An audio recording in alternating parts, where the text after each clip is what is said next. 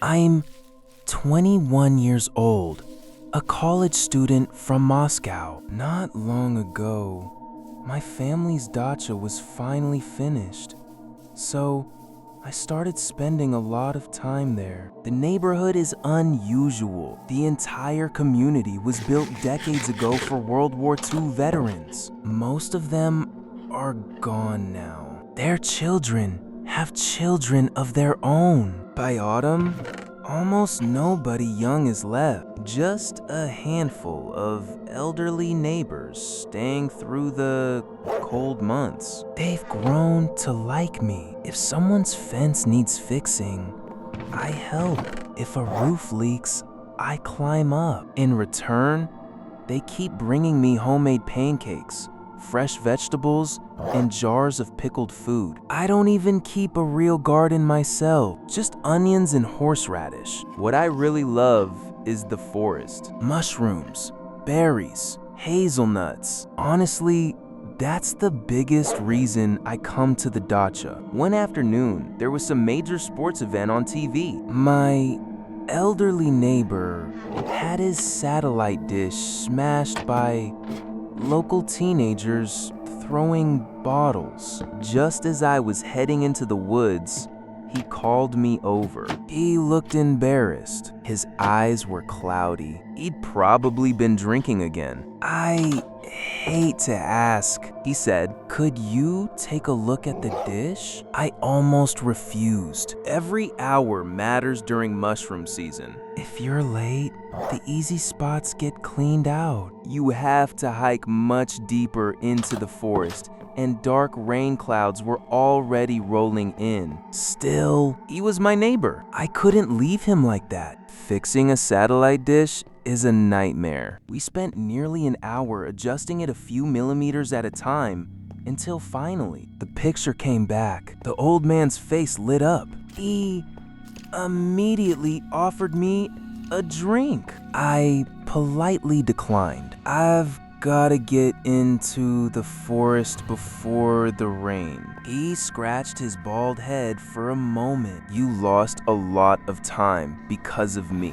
Then he leaned closer. I know a better place. He disappeared inside and returned with a sheet of paper. It was a rough, hand-drawn map. Most people don't know about it, he said. It's near the railroad, down in a ravine. I've been picking mushrooms there for years. I always come home with a full basket. There wasn't much reason to doubt him. The spot wasn't far away. I thanked him, folded the map into my pocket, and headed straight into the forest. The woods weren't large enough to truly get lost. The railroad cut across one side, and sooner or later, you'd reach the edge. It was already around 2 in the afternoon. Mosquitoes had woken up, buzzing around my face the entire walk. Halfway there, a deep rumble echoed overhead. I should mention one strange habit of mine. I always carried a small netbook instead of a smartphone. It had a 4G SIM card, so I could browse the internet from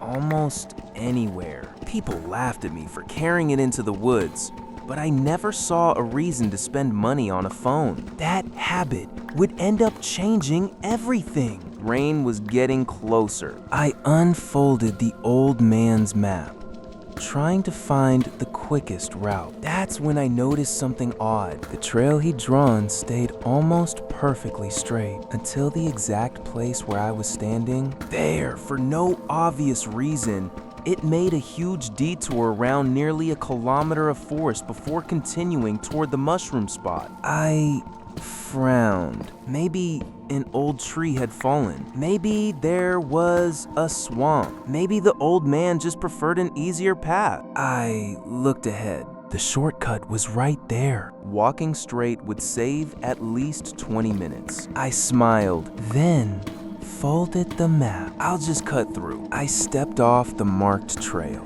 Within minutes, every mosquito disappeared. Not fewer, all of them. The The silence hit next. The wind still moved the trees. Birds still sang somewhere far away, but around me, nothing.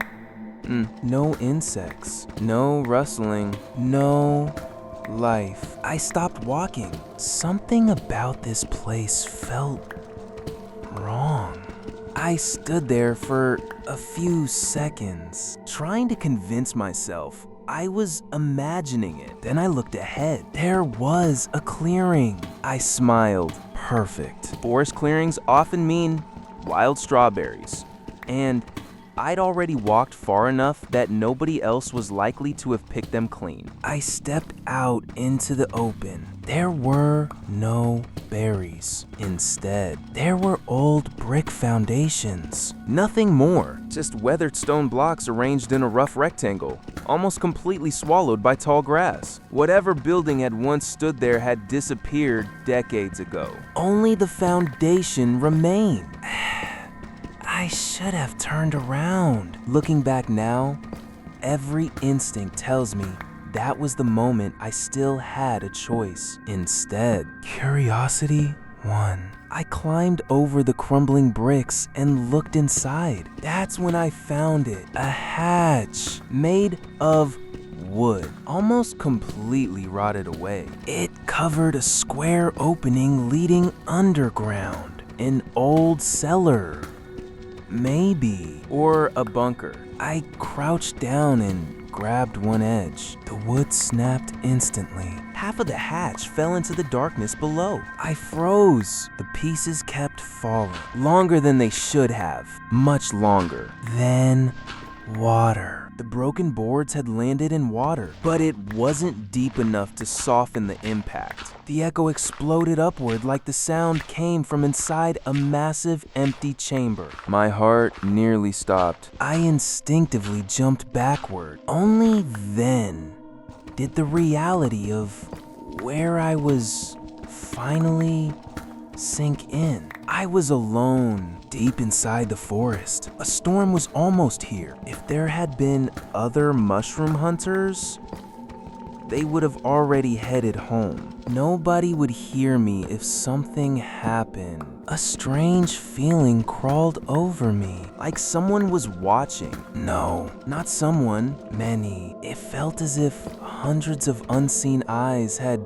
suddenly fixed themselves on me from every direction. The trees, the grass, the darkness between the trunks. Everything felt alive. I couldn't move. For several long seconds, I simply stood there, listening. Nothing.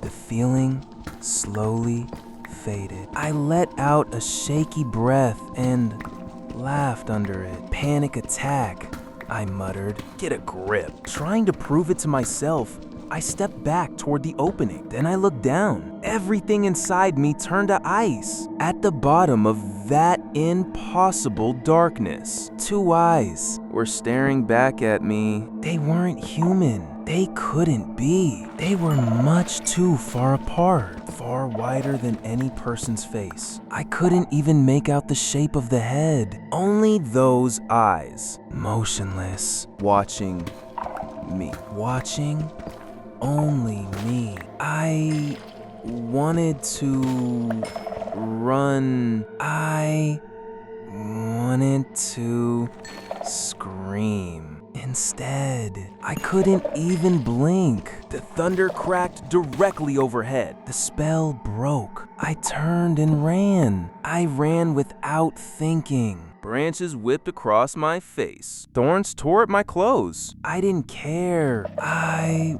wasn't trying to find the trail anymore. I just wanted to get out. Rain finally hit. Within seconds, I was soaked. The ground turned to mud beneath my boots. I nearly fell more than once. I never looked back. Something deep inside me said that if I did, I'd see those eyes again. Eventually, the trees began to thin.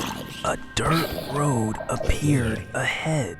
Then, the first houses. I had reached the edge of the dacha community. Only then did I slow down. The fear didn't disappear. It stayed with me. Like someone was still watching from the forest. Even standing on the road, surrounded by houses, I couldn't bring myself to look back toward the trees. I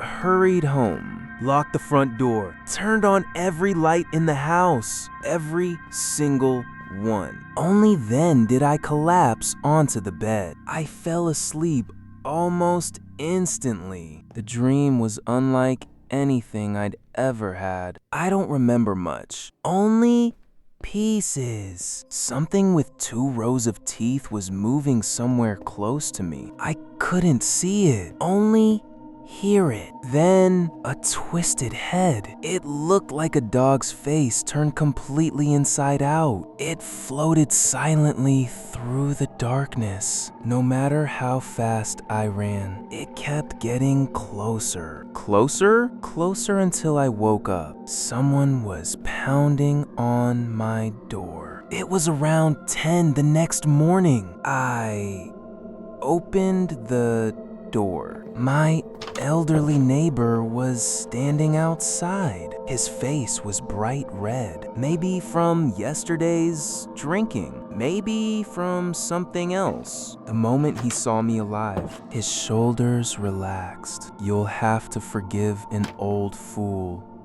he began. Then he suddenly stopped. His expression changed, like he'd remembered something he wished he hadn't. He looked past me, not into the house, somewhere else. Then he quietly said, "Never mind, I should go." And he walked away. I wanted to stop him. To ask him why he'd drawn that strange detour on the map, to ask what had been in that place. But somehow, I couldn't force the words out. By daylight, everything sounded ridiculous. I'd wandered into an abandoned foundation, found an old cellar, panicked, ran home. That was the logical explanation. Or at least, that's what I kept telling myself. Later that afternoon, I decided to leave Moscow's outskirts and head back home. I packed my things. That's when I noticed something missing. My netbook. I searched the entire house. Nothing. Then I remembered. I must have dropped it while running through the forest. For a moment, I considered going back. The thought lasted only a few seconds. There wasn't a chance I'd ever set foot in that place again. I convinced myself it was only a cheap computer, nothing more. I left. I thought everything was over. I couldn't have been more wrong. The nightmare had only just found its way out of the forest. When I got back home, the first thing I did was sit down at my computer. I wanted to forget everything that had happened. Instead, things only got worse. None of my accounts worked. My VK profile was locked. Several forums showed the same message: user banned. The only place I could still log into was an old IRC server. Even that felt strange. The channels I normally visited were completely empty. I figured someone had hacked my accounts while I was away. It was annoying, nothing more. At least, that's what I believed. I stepped away from the computer and called my girlfriend. A couple of hours later, we met at our favorite coffee shop. She looked uncomfortable the moment I sat down. "I thought you were joking at first," she said. "But then I realized someone hacked your page." I frowned. "What did they do?" She hesitated. "They kept messaging me." "What kind of messages?" She unlocked her phone and handed it to me. The conversation was still open. Most of the messages had been sent one after another. She hadn't even replied to the last few. I started reading. "I want legs. like everyone else. My legs hurt. I've already taken one. The second one keeps screaming. It's hard without legs. It won't stop until it reaches the stomach. Don't feed them legs. The messages became more chaotic with every line. None of them made sense, but every single one mentioned legs over and over. I felt the blood drain from my face. I handed the phone back without saying a word. Then I changed the subject. I didn't tell her about the forest. I didn't tell her about the eyes beneath the hatch. For some reason, I knew they were connected. I just couldn't explain how. The next morning, I finally recovered my email account. Hundreds of messages were waiting for me. Most were completely corrupted. Broken symbols, unreadable text. No translator could make sense of them. I kept scrolling. Eventually, I reached the last normal email. It was an automatic message from one of the forums. Your account has been permanently banned for posting graphic images of violence and gore. I never uploaded anything. I never even logged in while I was at the dacha. Someone else had. Someone using my account. Someone who had found my computer. I contacted the forum moderators. I explained that my accounts had been hacked. I asked if they could show me the post that got me banned. They never replied, so I made a new account. One of them answered almost immediately. Dude, what the hell did you post? I asked him to describe it. His reply came a minute later. I almost threw up. There was some ruined room. The floor was covered in intestines, blood, rot, filth. In the middle was something. I couldn't even tell what it was. It looked like a pile of rotten flesh. The only things I could clearly see were its eyes. He paused. There was another picture. Just the sky.